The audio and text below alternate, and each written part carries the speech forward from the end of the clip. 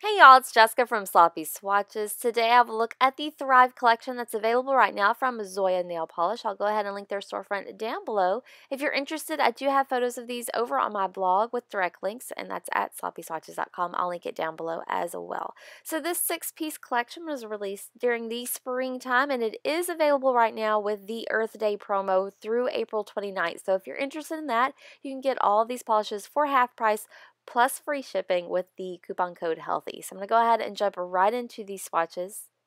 So first up is Brandy, and this polish is described simply as a blush pink cream. So it's showing up a little bit more neon or vivid on camera than it is in person. When I give you a look at my final completed mani, that's a really good look at color accuracy.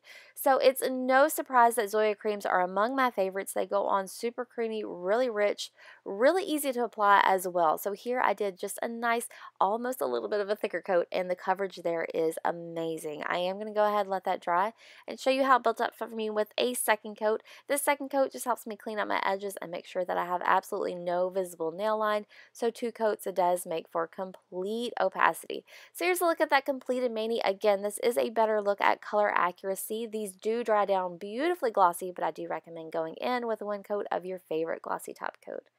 So next up is Monroe, and this is described as a glamour pink cream. So again, this is showing up a little bit more vivid. It is kind of a deep, almost raspberry type pink. So here's a look at a Monroe to the left and then Brandy to the right, so you can see the difference there better in a side-by-side comparison. So I'm going to go ahead and show you how Monroe swatched on my natural nail. So here's a look at that first easy coat. I did go in a little bit thinner with this coat, so it did apply just a little bit streaky. This is not my usual application method. I just kind of try to switch it up to see how it would do. 1 coat, it made for nice coverage, just a little bit streaky, so I am going to go ahead and show you how it built up for me with that second coat. So here's a look at my second coat, and even with a thinner application, these apply in a dream in just 2 easy coats. Again, full opacity, really glossy and pretty finish, and it's a pink that I think is going to be flattering across a wide range of skin tones. So here's a look at that completed mani at 2 coats before, glossy top coat underneath my artificial lighting, and then this is my final swatch photo at an angle under that same lighting. So next up is a Darby, and this is one of the more unique polishes of this collection. So this one is described as a dusty gold gray metallic. So I think what they mean by metallic is that really vivid blue shimmer. It does translate gorgeously to the nails. So here's a look at that first easy coat. I did find this to be a little bit more of a crelly formula, so it is a little bit on the thicker side and also maybe a little bit sheer. I did end up going in pretty heavy-handed with this first coat. I don't really recommend that. I do recommend going in for nice thin coats. I'm going to go ahead and show you how it applied with that second coat.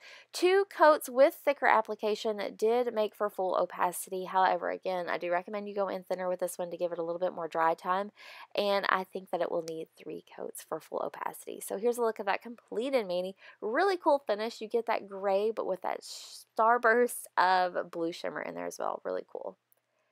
So next up is Haruko, and this is described as a soft violet metallic. Again, they're saying this is metallic, but you can see that kind of purple shimmer running throughout in the bottle there, especially on the sides. It does show up a little bit better on the bottle than it translates to the nail. With the nail, you just get a soft, subtle shimmer there. So I'm going to go ahead and show you how Haruko applied to my natural nail.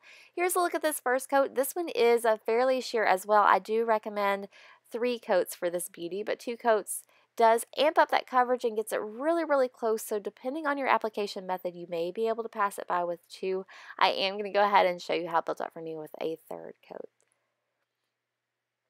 So here's a look at my 3rd and final coat, and it did bring this polish completely opaque. I do feel like it's worth that 3rd coat. They go on so super smooth and easy and dry down in minutes anyway, so it's not a big ordeal to get a really cool, very bright and vivid finish on the nail. So here's a look at that completed mani at 3 coats before a glossy top coat underneath artificial lighting, and then that is my final swatch photo.